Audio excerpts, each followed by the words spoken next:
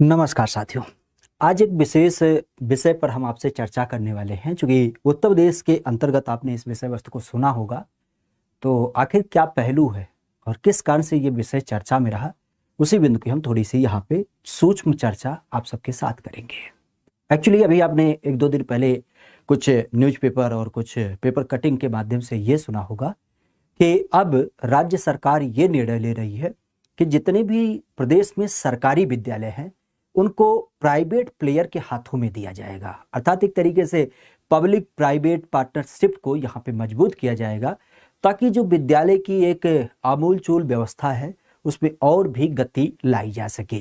तो कुछ लोगों के बीच में ये सुनने में आया कि अब सरकार स्कूलों का प्राइवेटाइजेशन करने जा रही है, या शिक्षकों की भर्ती वगैरह इससे प्रभावित होगी, या क्या क्या मसले इससे होने वाले हैं, और सरकार की क्या इस जो पब्लिक प्राइवेट पार्टनरशिप है इसको लेकर के, स्कूलों को लेकर के उसका क्या दृष्टिकोण है, उन्हीं सारे पहलुओं पर हम थोड़ी सी यहाँ पे चर्चा करेंगे।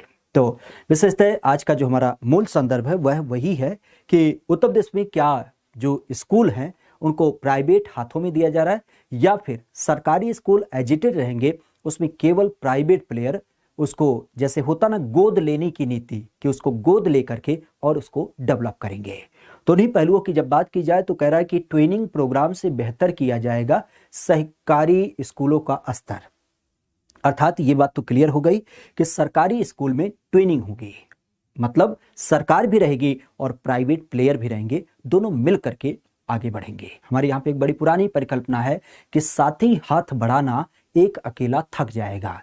अक्सर आपने देखा होगा कि चूंकि सरकारी जो तंत्र होता है उसके थोड़ी सी लेट लटीफ रवैये के कारण हमारा जो तंत्र जो होता है ना, उस कारण से इसकी एक जो स्थिति होती है वो जर्जर हो जाती है।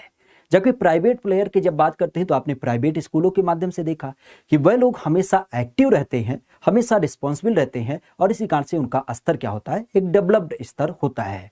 तो सरकार ने इस बिंदु को रेखांकित किया कि अगर जो हम प्राइवेट प्लेयर को इन सरकारी स्कूलों के साथ मर्ज कर दें तो इस कारण से हो सकता हो कि हमारी भी दिशा दशा सुधर जाए। क्योंकि आज यूपी में पढ़ाई लिखाई का क्या स्तर है किसी से अनभिज्ञ आप ना है। आप भी जानते हैं कि पूरे प्रदेश की जनसंख्या जो है 2011 के अनुसार 67% पढ़ी लिखी है। तो एक बड़ा सा गैप है, लेकिन उसमें हम सुधार कर सकते हैं। क्रम में सरकार विभिन्न प्रकार के पहलुओं की शुरुआत भी की है। जैसे अभी मुख्यमंत्री के द्वारा ही आपने सुना भी होगा कि श्रावस्ती से स्कूल चलो अभियान 2.0 की शुरुआत भी की थी, और इसी क्रम में और नए नए प्रयोग वह समय समय पे करते रहते हैं।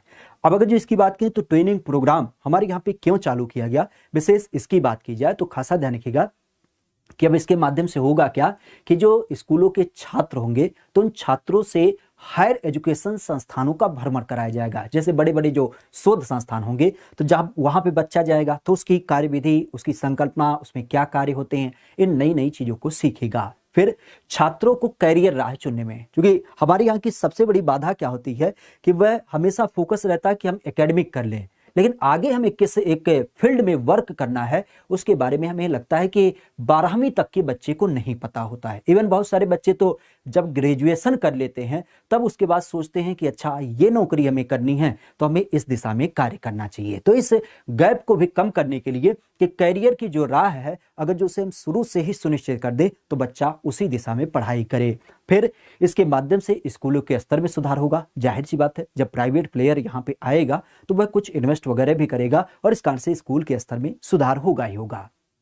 अब इसमें क्या होगा, सेकेंडरी और जो सीनियर सेकेंडरी लेवल पर छात्र होते हैं उनको कुछ नया सीखने का मौका मिलेगा। सीधी सी बात है, जब संसाधन उपलब्ध होगा तो जितने भी हमारे बच्चे उस स्कूल से संबंधित होंगे, नौनिहाल की जब बात करें, वैसे जब उनके पास कुछ था ही नहीं तो वह क्या सीखते हैं, लेकिन जब उनके पास विभिन्न प्रकार के संसाधन, विभिन्न प्रकार के मटेरियल उपलब्ध होंगे तो वह नवीन खोजों की तरफ आकर्षित होंगे। इवन उनका मन भी लगेगा कि कुछ नया करके दिखाएं। प्रमुखता से छात्र अलग अलग संस्थानों का भ्रमण करेंगे और वहां की तकनीकी को जानेंगे। अब ये तो बड़ी सत्य बात है कि जैसे गन्ना शोध संस्थान में गए तो वहां पे कैसे गन्ना के ऊपर शोध किया जाता है, सब्जी शोध संस्थान में गए तो वहां पे उसकी कार्यविधि को देखेंगे। हो सकता हो कि किसी बड़ी फैक्ट्री में जहां पे कपास से आपके धागे बनाए जाते हैं, हो सकता हो कि कोई स्टील मिल में गए जहां पे बर्तन बनाए जाते हैं। तो ये तो एक पहलू हो गया, लेकिन इसके अलावा बहुत सारे ऐसे संस्थान हैं जिसमें जा करके उनका एक जो मानसिक विकास होता है वह इसमें देखने मिलेगा।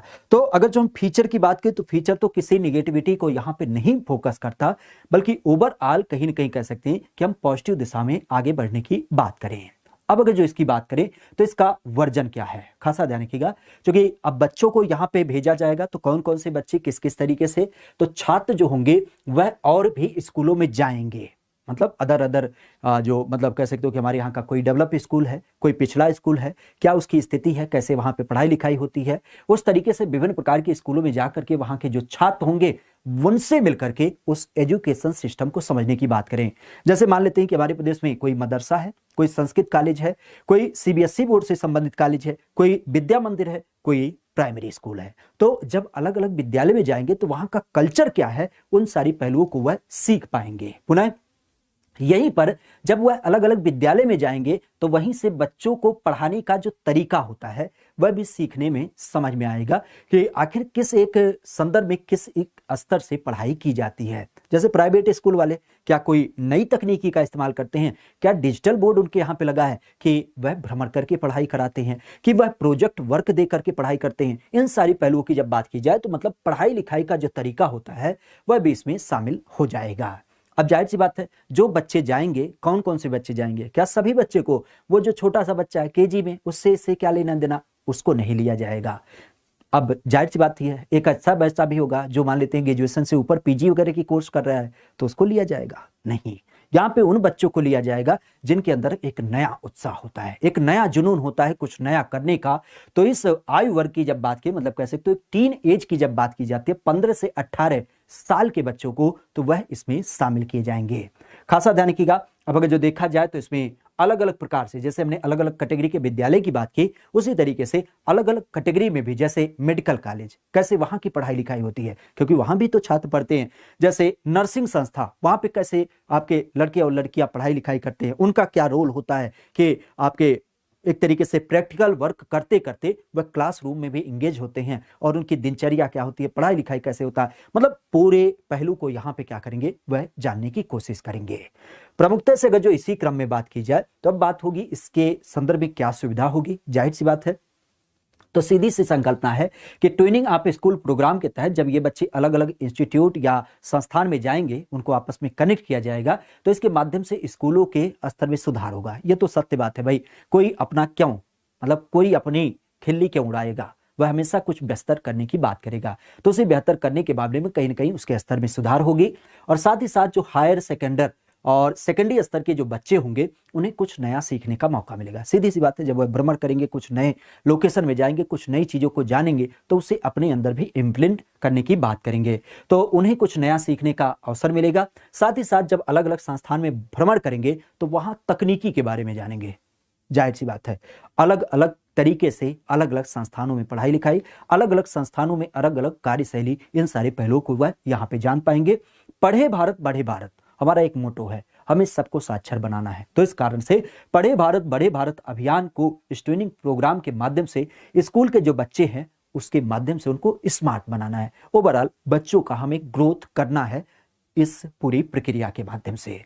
अब इसके माध्यम से सभी ब्लॉक में जो सर्वाधिक 7 संख्या वाले बच्चे होंगे उनको अधिक से अधिक मात्रा में स्मार्ट बनाए जाने की संकल्पना है। और इस आधार पे कार्यक्रम की जब बात की जाए तो इसके माध्यम से जो दूसरे बच्चे होंगे जब वह उनके साथ जुड़ेंगे तो वह अन्य दूसरे बच्चों के साथ जुड़ करके इस कार्यक्रम को और भी व्यवहारिक तरीकों को बताते हुए आगे बढ़ाएंगे, ताकि वह एक दूसरे से मिल करके, अक्सर आपने देखा होगा हमारे यहाँ पे ये परिकल्पना होती है, बच्चे को साई किस्म का बोला जाता है कि यह शर्मीला है, बोलता नहीं है। आखिर बोलता क्यों नहीं, कभी इसको देखा भाई? उसे 4 लोगों के बीच में जब तक नहीं भेजा जाएगा, उसकी प्रकृति को नहीं निखारा जाएगा, उसके अंदर की प्रतिभाओं को नहीं पहचाना जाएगा, तो बच्चे को हम शर्मीला कहते कहते किनारे करते रहेंगे। तो इस कारण से उसको जब अलग अलग व्यक्तियों से मिलाया जाएगा तो उसके अंदर एक जो कह सकते हैं ना कि मतलब जो उसकी अंदर की एक क्षमता है उसे पूरा एक स्तर मिलेगा और उसको डेवलप करने का एक पूरा प्लेस मिलेगा।